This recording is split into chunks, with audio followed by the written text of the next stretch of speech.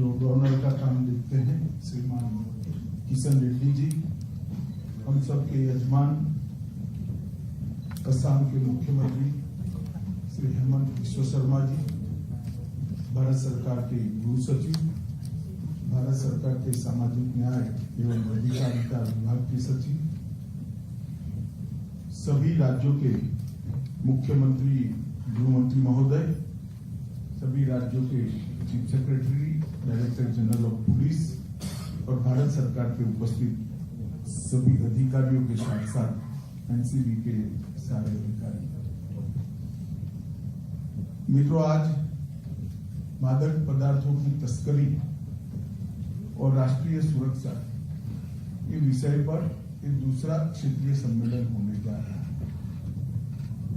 इसके पहले चंडीगढ़ में एक सम्मेलन हुआ था, उसमें कश्मीर से लेकर दिल्ली तक के सभी उत्तरी हिस्से के राज्यों को समाहित कर एक समान स्ट्रेटेजी के तहत ड्रग के खिलाफ एक लड़ाई लड़ने का निर्णय किया गया था।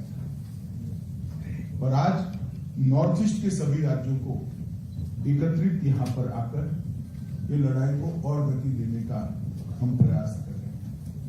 अफगानिस्तान और म्यांमार ये दोनों पूरे देश में और दुनिया में ड्रग पहुंचाने के प्रमुख क्षेत्र हैं। जब अफगानिस्तान या म्यांमार से ड्रग्स आते हैं तो स्वाभाविक रूप से देश के उत्तरी हिस्से को और देश के उत्तर पूर्व के क्षेत्र को वो सबसे ज्यादा प्रभावित करते हैं, क्योंकि देश में और देश के माध्यम से विदेश में जाने के लिए यही एक रास्ता होता है जहां से एंट्री होती है। तो ड्रग के खिलाफ लड़ाई इसके एंट्री पॉइंट पर ही ढंग से लड़ा जाए, इस दृष्टि से ये दोनों क्षेत्रीय सम्मेलनों को सोचा गया था और भारत सरकार के गृह मंत्रालय ने ये दोनों सम्मेलनों को आहूत करने का निर्णय किया। आज शुरुआत में ही आपने देखा लगभग 40,000 किलो का ड्रग जिसकी मूल्य सैकड़ों करोड़ों में होता है, वो 40,000 केजी ड्रग हमने यहां पर जलाने का ऑनलाइन कार्यक्रम किया है। आजादी के अमृत महोत्सव में नारकोटिक्स कंट्रोल ब्यूरो के तत्वाधान में गृह मंत्रालय ने एक निर्णय लिया था कि 75,000 केजी ड्रग हम डिस्ट्रॉय करेंगे। तो मुझे बताते हुए आनंद है कि अभी कुछ समय बाकी है, परंतु 75,000 किलो की जगह 1.5 लाख किलो ड्रग को हम डिस्ट्रॉय कर पाए हैं। ये हमारी बहुत बड़ी उपलब्धि है। और ये 1.5 लाख किलो ड्रग जो उपलब्ध डिस्ट्रॉय किया है, इसका मतलब है कि हमने ये अभियान को बहुत अच्छे तरीके से लड़ा है। मित्रों, आज जब मैं यहां पर आया हूं तब देश के सम्माननीय प्रधानमंत्री श्रीमान नरेंद्र मोदी जी ने आजादी के अमृत महोत्सव के वर्ष में हमें एक लक्ष्य दिया है, drug free India. Drug free India के लक्ष्य को प्राप्त करने के लिए सभी राज्य और केंद्र सरकार की संबंधित एजेंसी और भारत सरकार का गृह विभाग और केंद्र सरकार के राजस्व विभाग, स्वास्थ्य विभाग और समाज कल्याण विभाग, ये सब मिलकर एक साझा रणनीति के तहत काम नहीं करते हैं तो ड्रग फ्री इंडिया का स्वप्न हमारा साकार नहीं हो सकता। और मैं मानता हूं हम सब की एक जिम्मेदारी है कि आजादी के अमृत महोत्सव के वर्ष में हम संकल्प ले कि हम ड्रग को रोकेंगे और मोदी जी के ड्रग फ्री इंडिया के लक्ष्य को अचीव करेंगे। मित्रों, ड्रग अगर देश के अंदर हम पूर्णतया रोक लेते हैं तो इसके साथ साथ डर्टी मनी को भी रोकते। डर्टी मनी जब रुकता है तो अनेक प्रकार की देश विरोधी प्रवृत्तियों पर भी एक रोक लगने का काम है। देश की सुरक्षा और ड्रग के कारोबार को आज हम अनेक केसों का विश्लेषण कर कह सकते हैं कि ये दोनों के बीच में अब कोई अंतर नहीं रह गया है। कहीं न कहीं देश के अंदर इंसर्जेंसी को बढ़ावा देने वाले लोग, आतंकवाद को पानी डालने वाले लोग और हथियारों की तस्करी करने वाले लोगों का संबंध ड्रग की तस्करी के साथ सीधा आता है। और वहीं से हमने ये समझ लेना चाहिए कि जब तक हम ड्रग फ्री इंडिया नहीं कर सकते, सुरक्षित भारत की कल्पना भी अपने आप में काल्पनिक कल्पना है। तो ड्रग फ्री इंडिया और सुरक्षित भारत एक ही सिक्के के दो पहलू हैं। मित्रों, मैं आप सभी लोगों का ध्यान 2019 में एक सर्वेक्षण हुआ था, इस पर भी दिलाना चाहता हूं। हम एक ऐसे जोन के अंदर पहुंच गए हैं कि हमें बहुत सावधानी के साथ आने वाले दिनों में संयुक्त एफर्ट्स के साथ इस बीमारी के खिलाफ लड़ना पड़ेगा। दुनिया में कई सारे ऐसे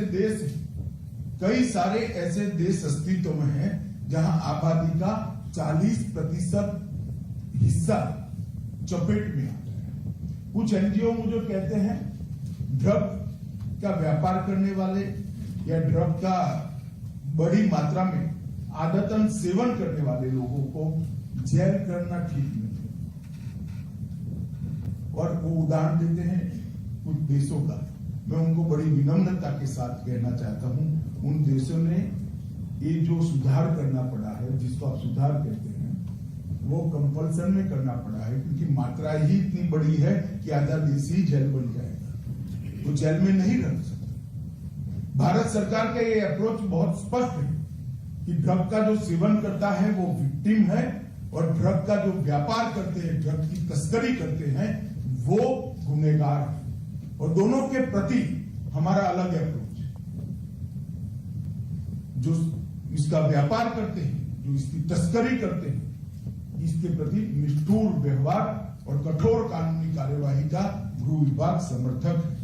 और जो विक्टिम है, जो मादक द्रव्यों का सेवन करते हैं, उनके प्रति समाज कल्याण विभाग, आरोग्य विभाग सबका उपयोग करते हुए वापिस उसको मेन स्ट्रीम में लाना, अपने जीवन में पुनः प्रस्तापित करने का हमने लक्ष्य रखा है। मित्रों, आज मैं आपको इतना ही कहना चाहता हूं कि हमने इस बात को बहुत गंभीरता के साथ लिया। नार्को के खिलाफ लड़ाई के लिए 2019 में गृह विभाग में एनकोड को बेहतर सामंजस्य के साथ नीचे तक पहुंचाने के लिए 4 स्तरीय बनाने का निर्णय लिया है। और ये मैकेनिज्म को 4 स्तरीय बनाने का पर्पज ही ये है कि समूल ड्रग के व्याधि जो है उसको समूल नष्ट करना है। शीर्ष स्तरीय एनकोड समिति बनी है, एक कार्यकारी स्तरीय एनकोड समिति बनी है, एक राज्य स्तरीय एनकोड समिति है जो मुख्य सचिव की अध्यक्षता में होगी, और जिला स्तरीय एनकोड समिति है जो जिला अधिकारी की अध्यक्षता में होगी। हमने एनकोड की बैठकों को अभिवृद्ध हमारे डायरेक्टर एनसीबी ने दिया, कई राज्यों ने उसकी मीटिंग ही नहीं की। अगर राज्य स्तर की ही मीटिंग नहीं हुई है तो जिला स्तर की मीटिंग का क्या हिसाब किताब? मेरा सभी मुख्यमंत्रियों से आग्रह है कि आज की मीटिंग समाप्त होने के बाद, दीपावली के तुरंत बाद, आप ही एक विशेष मीटिंग बुलाकर राज्य स्तरीय एनकोड समिति की चेयरमैनशिप मतलब आपकी अध्यक्षता में करिए, तभी जाकर ये गंभीरता से जिले तक पहुंचेगा। और सभी मुख्य सचिवों को आग्रह, डीजीपी को आग्रह, ये सिर्फ पुलिस का विषय नहीं, एनकोड की जिला की मीटिंग कराने की जिम्मेदारी मुख्य सचिवों को भी है। ये तंत्र को जब तक नीचे तक परकोलेट नहीं करेंगे, इस दूषण को हम समाप्त नहीं कर पाएंगे। बहुत सोच समझकर बहुत सारे क्षेत्रीय इस प्रश्न के बहुत सारे अभ्यासु लोगों से चर्चा करने के बाद एनकोड को 4 स्तरीय बना और इन्वेस्टिगेशन को भी टॉप टू बॉटम और बॉटम टू टॉप अप्रोच से करना। मान लीजिए किसी स्कूल के बाहर ड्रग का खुदरा व्यापार करने वाली एक पान की दुकान पर ड्रग पकड़ी जाती है तो उसको छोटा केस मत मानिए।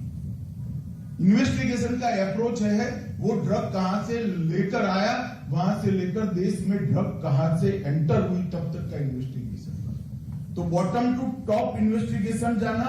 और मानो ड्रग सीजर मणिपुर में होता है तो वहीं से वो काम समाप्त नहीं होता है।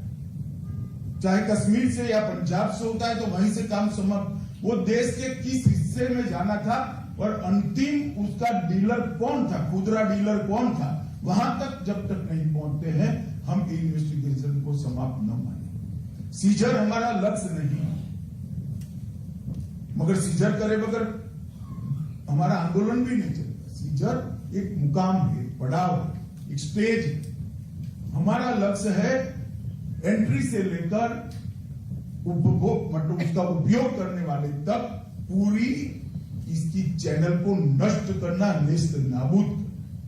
ये पूरे ड्रग के साम्राज्य को तभी समाप्त कर सकते हैं जब हम देश में एंटर होता है तब से जो ड्रग का आदती बन गया है वो विक्टिम तक पहुंचे, तब तक की पूरी चैनल पर हम स्ट्राइक डाउन करें।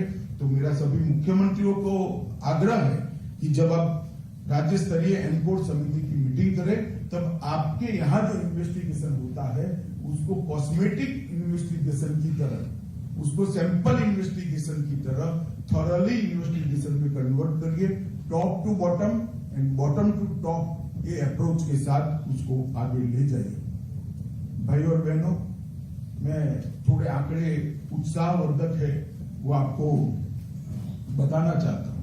2006 से 2013 एक कालखंड और 2014 से 2022 दूसरा कालखंड। मैं तुलनात्मक अभ्यास इसलिए कहता हूं कि उस वक्त सरकारें भी बदली है, अप्रोच भी बदला है और दोनों समान कालखंड है।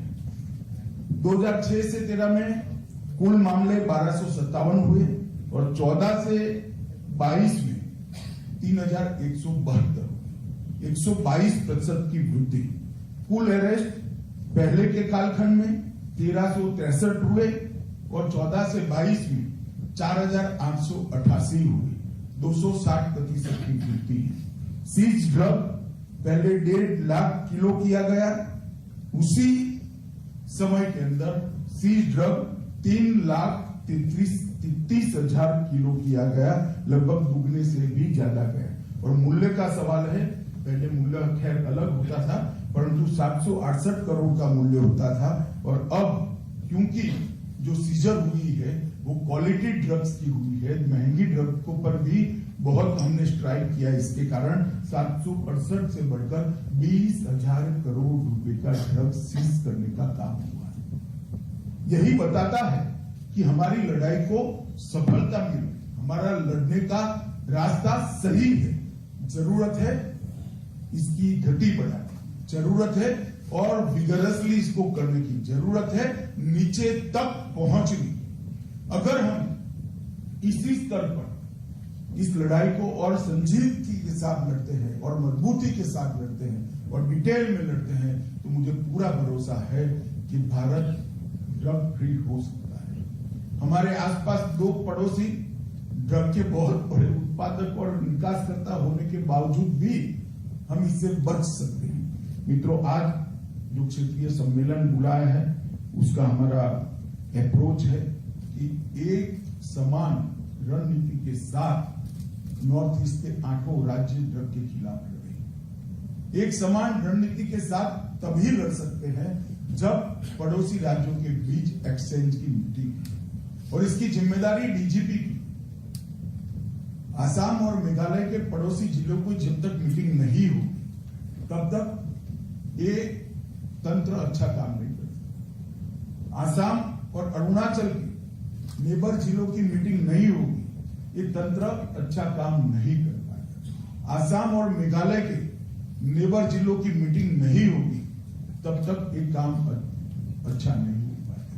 हमारी जिम्मेदारी है एक स्थायी मैकेनिज्म बनाना जो रीजनल डिस्ट्रिक्ट्स और कई जगह तो ट्रायंगल मीटिंग भी होगी। ये मीटिंगों के बगैर हम इसके सामने नहीं लड़ पाएंगे और इसके सामने लड़ने के लिए एक संयुक्त प्रयास की जरूरत है। इसलिए आज हमने यहाँ पर ये मीटिंग बुलाई है। मित्रों, इसके साथ साथ कुछ सुझाव आए ट्रेनिंग के। मेरा सभी नॉर्थ ईस्ट के राज्यों को आग्रह है कि जो राज्य ट्रेनिंग कराना चाहते हैं एनसीबी के महानिदेशक का कार्यालय का संपर्क करें।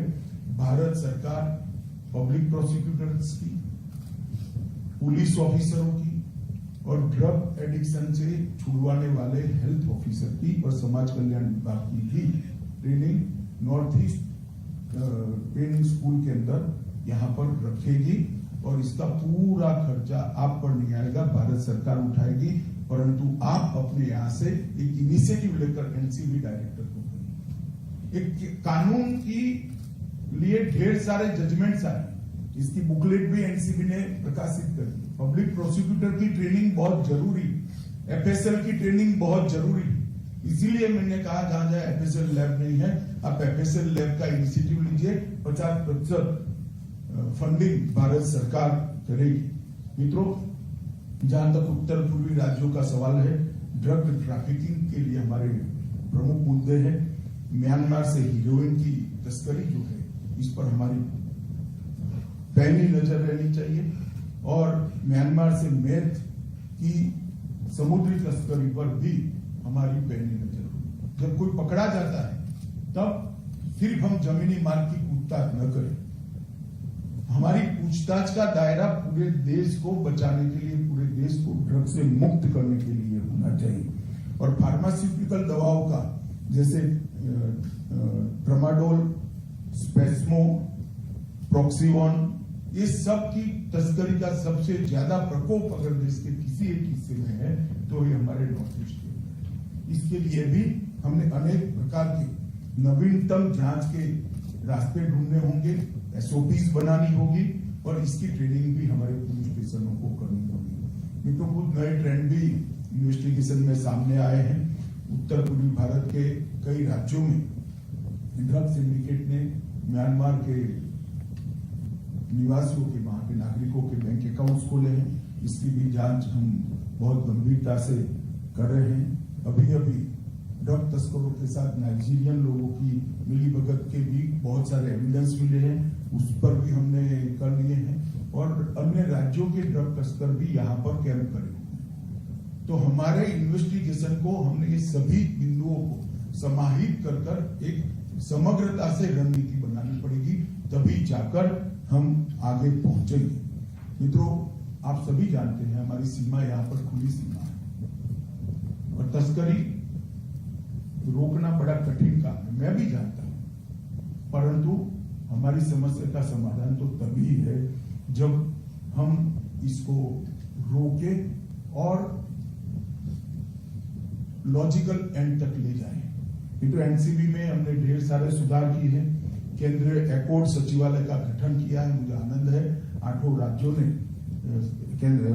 स्टेट लेवल एनकोर्ड सचिवालय का गठन किया है, परंतु कुछ राज्यों ने सिर्फ पत्र से जानकारी दी। मेरा आग्रह है कि नोटिफिकेशन कर इसको स्थायी स्वरूप दे दिया जाए। ज्वाइंट कोऑर्डिनेशन समिति के मैंडेट में हमने बहुत विस्तृत मैंडेट को बनाया है, जिससे बहुत सारे ढेर सारे अधिकार एनसीबी को मिलते हैं। राष्ट्रीय एनकोड पोर्टल का भी हमने इजाज किया है, अस्तित्व में लाए। अभी देखा कोई राज्य में गैस आता था, कोई राज्य में 3 बार अप्रोच हुआ है, कोई राज्य में 2 बार हुआ है। मैं सारे डीजीपी और चीफ सेक्रेटरी को पूछना चाहता हूं कि आपकी ऑफिस में एक व्यक्ति ऐसा नहीं हो सकता जो आपके राज्य के संबंधित इन पोर्टल पर जितनी भी इंफॉर्मेशन आती है उसको उसी दिन डाउनलोड करें। बहुत सरल काम है। सवाल हमारी गंभीरता है। मेरा आप सभी से रिक्वेस्ट है कि इसको आप प्रमुख मुद्दा मानिए, वरना हमारे हाथ से बात निकल जाएगी। मित्रों, इसके साथ साथ राष्ट्रीय एकीकृत डेटाबेस जो निदान प्रधान जी ने कहा, वो निदान का भी उपयोग राज्यों ने बढ़ाना चाहिए। एक मानस टोल फ्री हेल्पलाइन का भी हमने गठन किया है, जो 24 घंटे 7 दिन चलती है, कोई छुट्टी नहीं होती है। और एक नार्को कैनाइन पूल का भी प्रारंभ किया, इसका भी आप फायदा ले सकते हैं। फाइनेंशियल इन्वेस्टिगेशन में विश्लेषण के लिए एफआईयू और ईडी की मदद आप ले सकते हैं। वहां पर भी दोनों जगह पे एक टीम का गठन कर दिया गया है, जो टीमें आपकी मदद में एक्सपर्ट्स के साथ हर चीज पुलिस नहीं कर पाएगी। अगर एक बच्चा पकड़ा जाता है तो उसको ड्रग की आदत छुड़ाना पुलिस के काम नहीं है। उसमें हमें आरोग्य विभाग की मदद लेनी पड़ेगी, समाज कल्याण विभाग की मदद लेनी पड़ेगी, जागृति फैलानी है तो समाज कल्याण विभाग के पास। और अगर फाइनेंशियल इन्वेस्टिगेशन है तो एफआई और ईडी का हमने संपर्क करना पड़ेगा, वहां से मदद लेनी पड़ेगी। नशीली दवाओं का स्रोत और उनका गंतव्य स्थान, पूरा ड्रग नेटवर्क चार्ट एनसीबी तैयार कर रही है। इसका मैपिंग भी कर रहे हैं, जो आपकी मदद में बहुत थोड़े समय में उपलब्ध हो जाएगा। हमने 272 जिलों को सर्वे के आधार पर इसमें से 80,000 गांवों को इंगित कर लिया है, पॉइंट आउट किया है कि जहां पर हमने कठोर कार्यवाही की। सोशल जस्टिस वेलफेयर डिपार्टमेंट ने भी वो गांवों के अंदर अपना पेनिट्रेशन बढ़ाना है, हेल्थ डिपार्टमेंट ने भी बढ़ाना है। और लगभग प्रशिक्षण के 5 अलग अलग मॉड्यूल भी हमने तैयार किए। एनसीबी की स्ट्रेंथ को भी हम बढ़ाने जा रहे हैं। एक special laboratory national forensic science university के अंदर प्रस्तावित की है, जहां हर एक प्रकार के ड्रग का इमीडिएटली परीक्षण हो सकता है, और अगर उसमें कोई छलावे के लिए बदलाव भी करता है तो उसका भी डिटेल स्टडी और R&D वहां पर हो रहा है। मित्रों, एनसीबी के लिए एनसीबी ने गुवाहाटी में अपना क्षेत्रीय कार्यालय बना दिया है।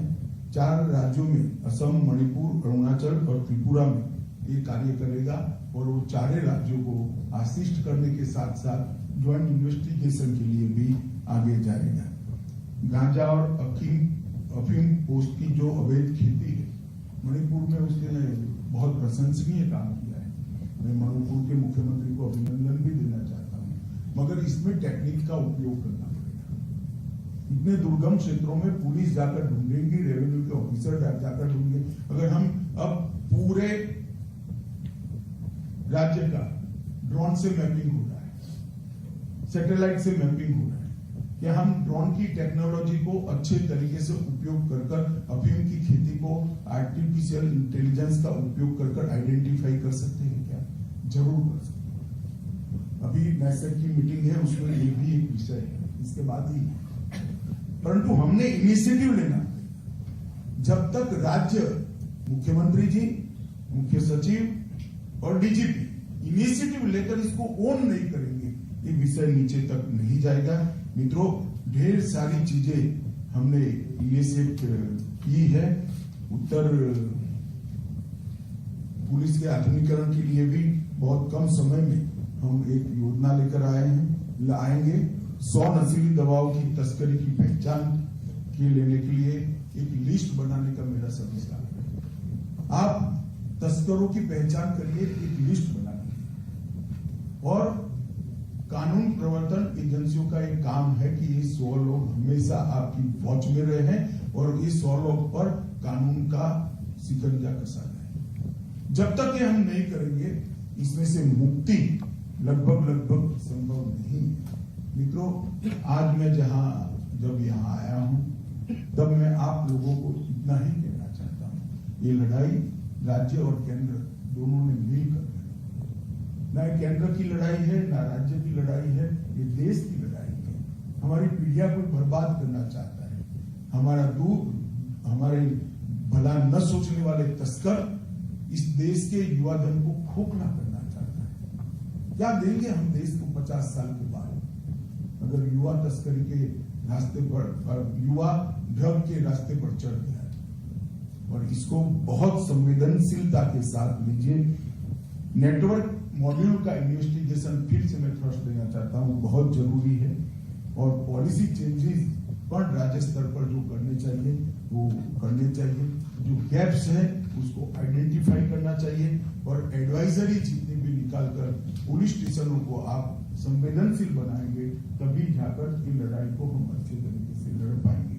मित्रों, देश के प्रधानमंत्री जी का बहुत बड़ा आग्रह है कि देश को ड्रग फ्री किया जाए, और ये लड़ाई को हम सब मिलकर लड़ें।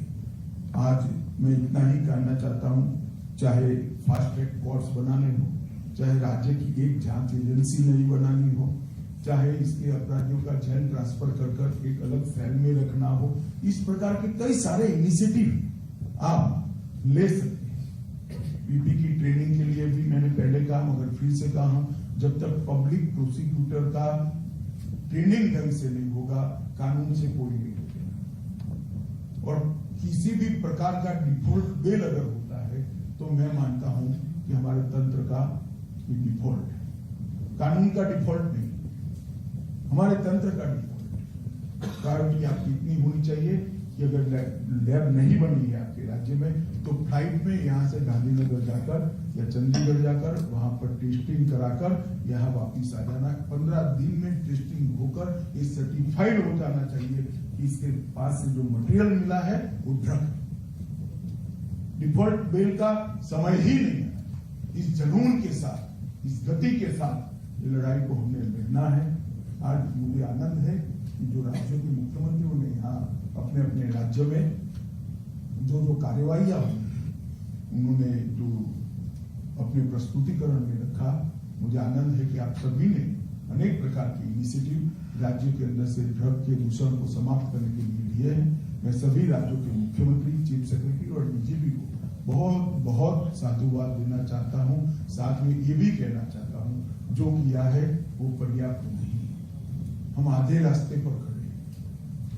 गति और बढ़ानी है, परिश्रम और बढ़ाना है, और एक दिशा में काम करने का महत्व जब तक ये 8 राज्य नहीं समझेंगे, पूरे भारत को ड्रग फ्री करने का हमारा लक्ष्य पूरा नहीं होगा।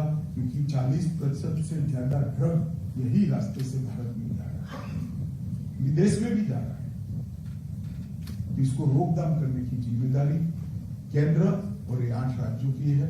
हम सब साथ में मिलकर भारत को मोदी जी के स्वप्न के अनुरूप ड्रग फ्री बनाए, यही मेरी आप सबसे विनती है। आप सभी ने यहाँ उपस्थित रहकर इस बैठक को सार्थक बनाया है, इसलिए मैं गृह विभाग की ओर से आप सभी का धन्यवाद करता हूँ। Vande Mataram.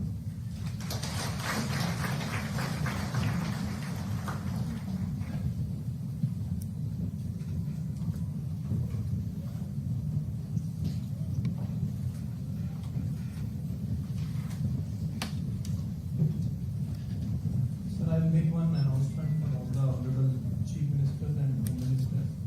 The next meeting is of NISEC Northeast.